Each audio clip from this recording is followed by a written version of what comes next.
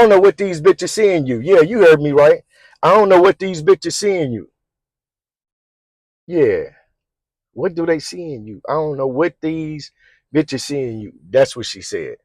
So that's what I was told one day, minding my business, sitting at the bar over at BB's. That's what I used to do when I would go out every day and eat at an establishment called BB's here in Houston in Pearland, one of the suburbs. So, you know, this is Sip, Smoke, and Share with Ronnie. So these are just thoughts that go on in my head. You get a glimpse into my life of hard work and adventure and the crazy stuff that pops off in my head. So just to give you a little backstory, after my divorce and during my divorce, I used to go to this establishment every day and I would sit in there, and I would sit in the bar. I had my own seat. I had the seat that I sat in. They put my name on the back of the chair. They would put it up. So I would go in there every day. I knew all of the managers, the regional manager. I knew the day manager, the night manager, all of the bartenders, Mike, Estevan. You understand what I'm saying? And so I would go in there every day. So being in this place every day, I got to figure out, or I got to meet a bunch of people, but also I got to see who was who belonged to who, meaning in terms of coupling up or being booed up or being married. After being in there for some, a couple of months on a daily basis, I would see who, and I got to know people just in face, some in name, some in, conversation, and some hanging out with. But, I would be in there a lot, and being who I am and my personality, I normally have an outgoing personality. I've never really met somebody that I can't get along with, or, we just don't hit it off, based on their personality and my personality. So, I'm outgoing most of the time. And so I'm a private person, but I'm outgoing, if that makes any sense.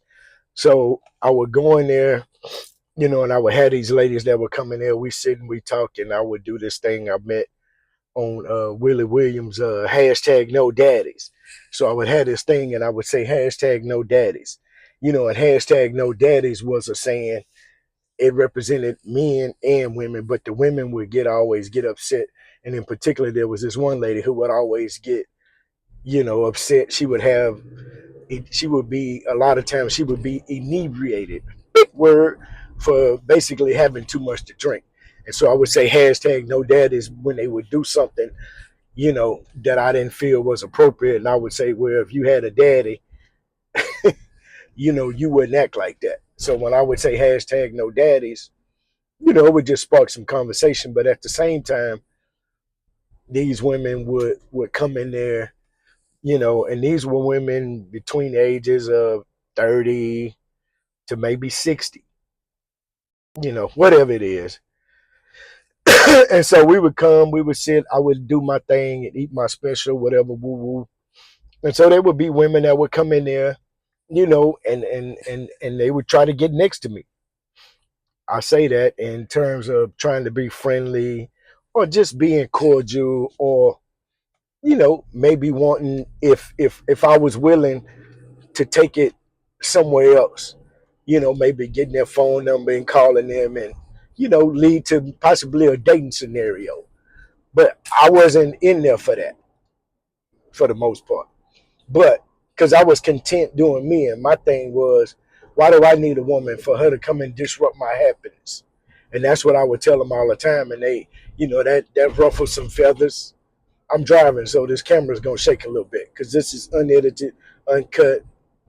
So when I would say that, I don't want a woman because she's gonna come and disrupt my happiness, because she's gonna have some expectations that don't line up with what I'm doing and where I am in my life, right? But there were a couple of young ladies, and then there was this one particular lady, and I'm not gonna name any names to protect the people mentioned in this story, just because it doesn't matter, you know. So I would go in there, woo, do this thing, and so one of the things we talk about is that most of these ladies that would come in there, some of them were married, some of them had boyfriends, but they would still, you understand me, be out, if we're going to say this word, and I'm going to use it lightly, they would be in a street, meaning that they would be at this spot uh, from maybe 5 to 8, 7, 8, 9 o'clock. So we're gonna just say they was in the street, not that they was, but we're just gonna use that term.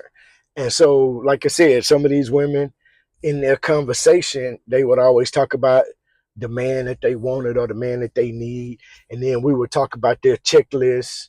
And my thing is, I'm gonna toot my own horn. I'm not gonna wait on anybody to toot my horn. I don't need approval from this person or that person. I'm happy with me. Understand me? There's some things that I would change, but at this point, I'm not willing to put in the work to change them. You understand me? So I'm happy and content with where I am, in terms of who I am and what I am, but I still progress and try to do things to improve myself always. But having said that, we would talk about the checklist or the list that women would have and the list that men have. And so one of the things that upset this woman, because I would come in there, and then there was one particular person, I'm not gonna name no names, but we would watch games on Sunday. She was a matter of fact, she was a black farmer.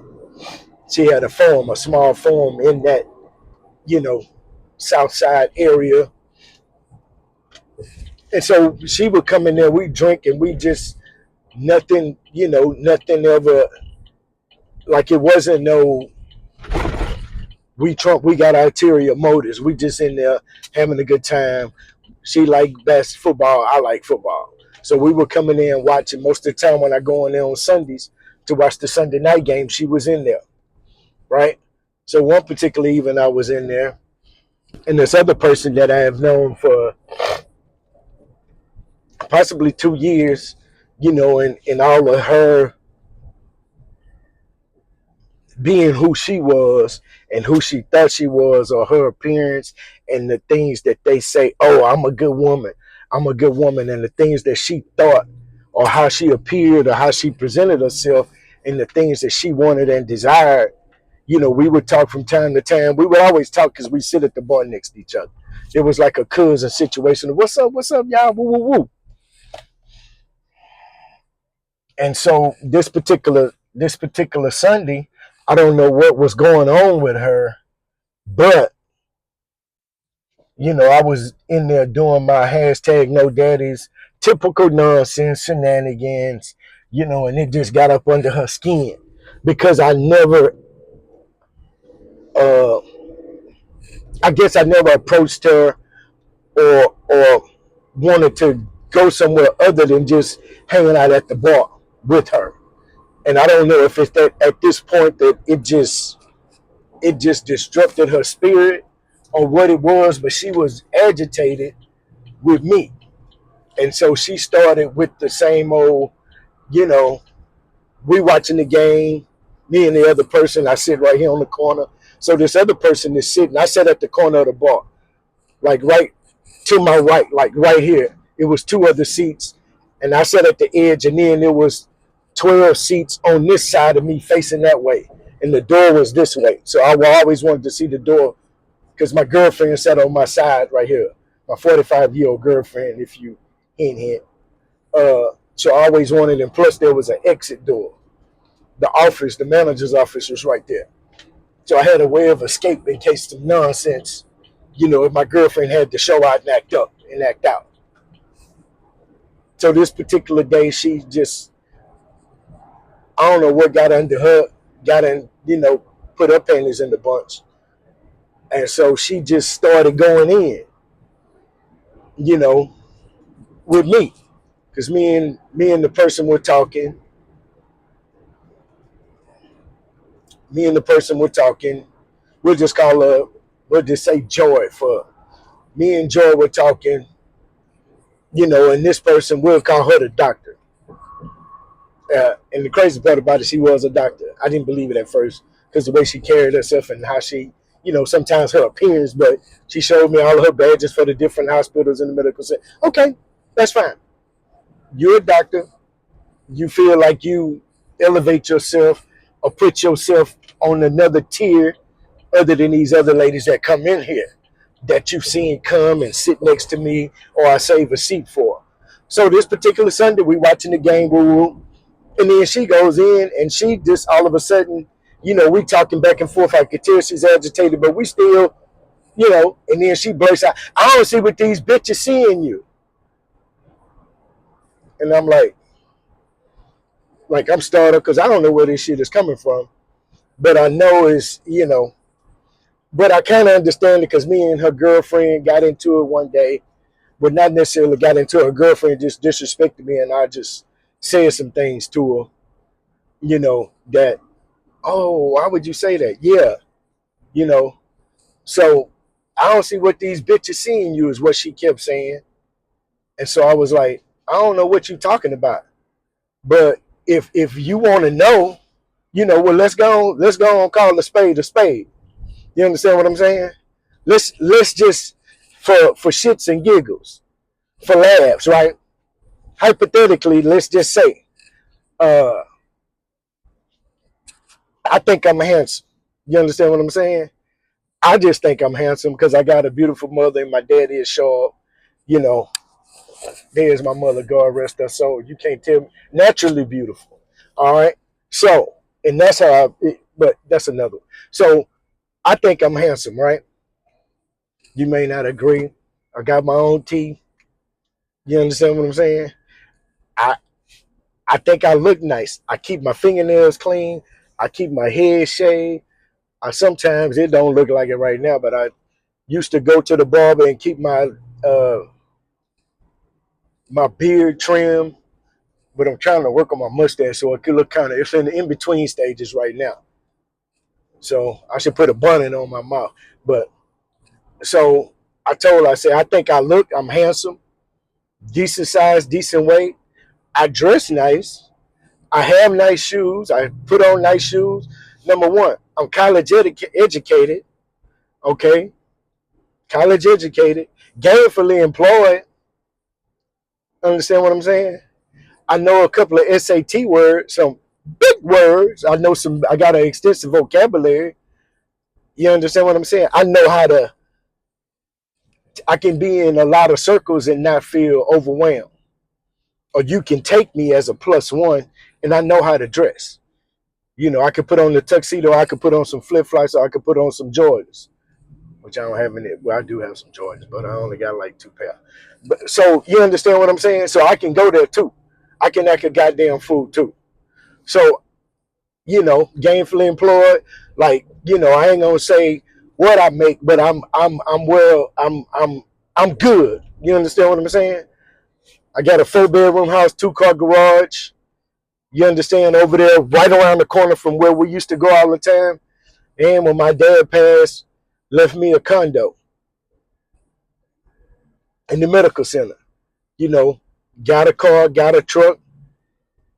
You understand what I'm saying? So I'm like, and then got a couple of motorcycles that I ride to the place from time to time. You understand what I'm saying? I ain't begging. You ain't gotta take me, nowhere. And then I'm looking around. I go to the restroom when the chick comes. So I'm startled. I'm befuddled. Big word. You understand what I'm saying? I'm confused. Goddamn it! Like, what they seeing me? I don't know what these bitches seeing you. And then my thing in my head, no, biatch. They see the same thing in me that you see in me. But you mad because I ain't trying to get up on you. That's why you mad. You see what these bitches seeing me, the same shit you seeing me. So she kept bit the disrespectful shit, and and I got outside myself and I called her a bitch out loud to her. I say, look, blanky blank. And I said, well, look, let me not do this because now I'm outside my character. I'm outside my character. I just said, leave me the fuck alone. We're gonna call her Joy. So Joy was like, she was like, what's gotten into her? I'm like, I don't know, because everybody know her. We all know each other. So when I said leave me, she kept going. She just kept, I don't see what you think is that. Yeah, you got the motorcycle, you got the little old car, and you get it washed all the time, and you come in here and just all kind of shit. Kept going. So I say, listen, I'm not finna sit up here and argue with you because then I look like the whole ass nigga, whole ass buster who up here. So I call up somebody of your same gender, a ride or die type that I know from BBs and gonna go down, go got my back in a sense. I called up and was like, woo-hoo. Hey man, I'm having a situation up here. What? Who? Blanky blank. She up here. She can hear on the phone talking crazy to me. 15 minutes later, woo woo show up. Was like, hey, how y'all doing? Hugging everybody. Boom, boom, boom. Scoot over. Let her sit next to me. I scoot between the two ladies. We'll call her Joy and we'll call her Tupac. Because she with the shit. You understand what I'm saying? Sweet as can be, but she with the shit. Oh, no. We're not going to call her Tupac. We're going to call her Red Nose Pitbull. So, I scoot over, let her sit right here. We get our drinks and we get to talking. So what's going on? What is this I hear about you? Woo woo woo woo woo woo. Old girl. After they done heard, it was two other people there. And then old girl, the doctor, two other people I knew, the Red Nose, me, and Joy, the farmer. We'll call her farmer. So then she gets to talking. And then say, well, what's going on? Woo, woo, woo. So then they bring up, oh, he called me out my name. And she say, look, you better than that. Can you apologize? So I say, listen, because I respect this one. I respect this red nosed pit bull right here and got much respect for her. Out of my respect for her, I'm going to apologize to you because I'm sorry. I disrespected you. I apologize. Maybe it's too many of these twists or whatever they call these drinks. So I apologize for calling you out your name. That's not me. I don't mean that. I'm sorry, but you got me caught up. I let you get me off my square. So then she proceeds to say, okay, boom, boom, boom. Red Nose trying to make peace, right?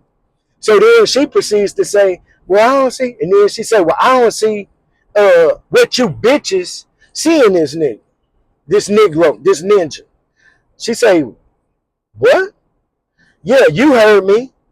I don't see what you bitches see in this ninja. And she was like, excuse me?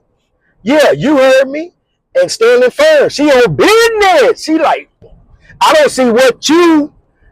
And she was like, wait a minute. I just made him apologize. And now you disrespected me? Hold on, this thing on? She was like, I just made him apologize and now you disrespected me. I ain't had nothing to do with this nonsense you got going on. So then she walked over to her and got and put her hand on her shoulder, put her hand on her chest, and got in her face like, now what was that you saying? And then the doctor, we'll call her, the doctor was like, oh, so we gonna fight? And then the Red Nose was like, no, we not gonna fight. She said, I'm finna break your motherfucking jaw. Because you disrespected me and I came up here and made him apologize and now you acting like you ain't got no goddamn sense. Oh, I guess we gonna fight. Nah, baby, we ain't finna fight. I'm finna punch you in your jaw and break it. And I'm like, whoa, whoa, whoa, calm down. Listen, we don't need to go there. Now she's scared. Now she shaking in her boots and now she like, what happened to all that old that woo woo woo, that woo woo rah rah? I don't see what you bitches seeing this nigga, this ninja. Same shit you seeing me, but you just mad because I won't shoot at you or I won't, whatever. But you mad and now you don't let that shit get out and get it, you let that come out. But then when another lady get in your face about it, now you quiet and then so like, man, look, I don't want this shit. Let me just go because I don't need this bull BS. So then we standing out there talking, the farmer, Red nose. We standing outside. We just leave. I pay the tab. Boom, boom, boom. I pay the tab. I pay for the former, mine, and the red nose stuff. We leave. We standing out front. This motherfucker don't want to come outside. She calls the cops. So we still have the police come by, and then she walks to her car like really? You agitated the shit. You trying to get a, but then you turn and tuck your tail and run. Now you scared because you disrespected me behind some because I don't want to fuck with you. I don't want to get at you like that. Just because you're a doctor don't mean nothing to me. Just because you're an attorney, just because you think you got something, you listen. You being here too much, like me. I don't want no woman like that. But I don't, that's just what it is. So that's just one of them stories that just baffle my mind, and like I don't understand these women. You talk about me, then but you want to get next to me. Come on, man. Let's do better than that. Speak your piece. Say what's on your mind. Let's not play these games. We too old for that. Right? Sip, sip.